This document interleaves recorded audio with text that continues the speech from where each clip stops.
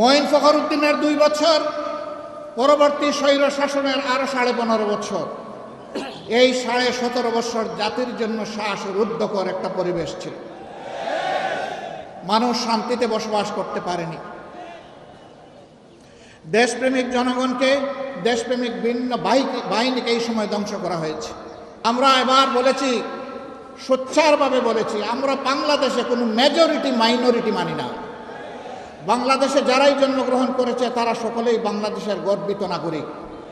এই মাইনরিটি শব্দ বলে বলে অন্যান্য ধর্মের ভাই বোনদেরকে ব্যবহার করে একটি গোষ্ঠী মূলত দেশের বাইরে থেকেই তাদের স্বার্থ হাসিল করতে চায়। এখন আমাদের এই ভাই বোনেরাও এটা বুঝতে পেরেছেন, তারাও সোচ্চার হয়েছেন। আপনারা দেখেছেন ভারতীয় হলুদ মিডিয়া যখন বাংলাদেশের বিরুদ্ধে নিকৃষ্ট যুদ্ধ শুরু করেছে, মিথ্যা তথ্য ছড়াচ্ছে, তখন জগন্নাথ হল থেকে আমাদের হিন্দু ছেলেমেয়েরা বের হয়ে তার প্রতিবাদ করেছে। কারণ তারা প্রমাণ করেছে দেশ আমাদের সবার। আমরা কোনো আগ্রাসন সহ্য করব না। বাংলাদেশের 1 ইঞ্চি জমি আমরা কাউকে ছেড়ে দেব না। আমাদের জীবন দিব, তবুও বাংলাদেশের আধা ইঞ্চি জমি আমরা ছেড়ে দেব না। এটি আমাদের কমিটমেন্ট। অতীত, বর্তমান এবং ভবিষ্যৎ বিবেচনায় জনগণ সিদ্ধান্ত নেবে, আমরা সেই সিদ্ধান্তের অপেক্ষায়। তাহলে সিদ্ধান্তটা আসবে কিভাবে? অবশ্যই নির্বাচনের মধ্য দিয়ে। সেই নির্বাচন হতে হবে সুষ্ঠু, অবাধ এবং গ্রহণযোগ্য। এখানে কোনো পেশি শক্তি অথবা টাকার খেলা চলবে না। এই রাস্তা বন্ধ করতে হবে।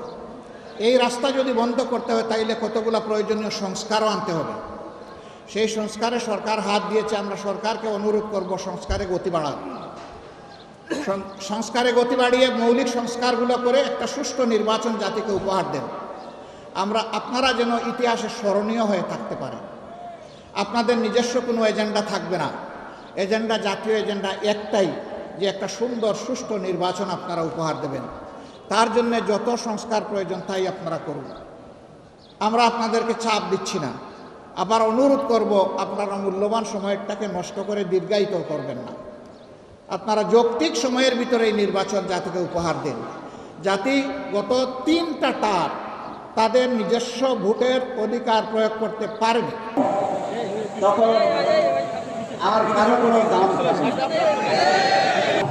জামাত কুমিল্লার জন্য এই বিশাল মাঠে প্রধান অতিথি আমরা ওনার বক্তব্য শোনার জন্য অপেক্ষায়। সম্মানিত ভাইরা,